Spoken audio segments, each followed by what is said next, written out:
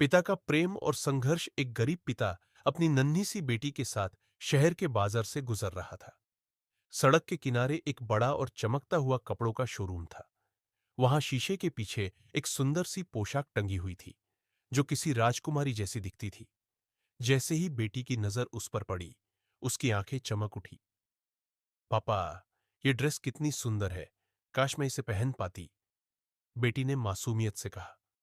पिता ने भी ड्रेस को देखा, लेकिन अपनी खाली जेब की ओर देखकर उसकी आंखें नम हो गई। वह जानते थे कि उनकी आर्थिक स्थिति ऐसी नहीं है कि वे अपनी बेटी की यह छोटी सी ख्वाहिश पूरी कर सके। आसपास खड़े कुछ अमीर लोग उन दोनों को देखकर हंसने लगे। बेटी के दिल को ठेस पहुंची और वह जोर जोर से रोने लगी। कोई बात नहीं बेटा, कभी कभी हमारी इच्छाएं पूरी नहीं हो पाती, पर इसका मतलब यह नहीं कि हम हार मान लें, पिता ने उसे प्यार से समझाया। दोनों चुपचाप घर लौट आए। पिता ने खाना परोसा, पर बेटी का दिल बुझ चुका था। उसने बिना खाए ही रोते रोते सोने का फैसला किया। उस रात उसने सपने में वही सुंदर ड्रेस पहने हुए खुद को देखा। उधर पिता अपनी बेटी की मासूम ख्वाहिश को याद कर अपने खाली पर्स को निहारते हुए चुपचाप आंसू बहाने लगा।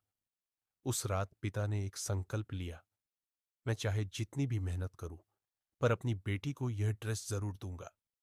अगले ही दिन से उन्होंने दिन रात मेहनत करनी शुरू कर दी। सुबह से लेकर रात तक दूसरों के घरों में काम किया, छोटे मोटे काम पकड़ लिए और हर एक पैसा सावधानी से बचाने लगे। कई महीनों तक बिना थके, बिना रुके उन्होंने एक एक रुपया जोड़ा। आखिरकार वह दिन आ ही गया जब पिता के पास उतने पैसे हो गए कि वह अपनी बेटी के लिए वह सुंदर ड्रेस खरीद सके। वह खुशी खुशी उसी शोरूम में गया जहां कभी उसे और उसकी बेटी को लोगों ने हंसी का पात्र बनाया था।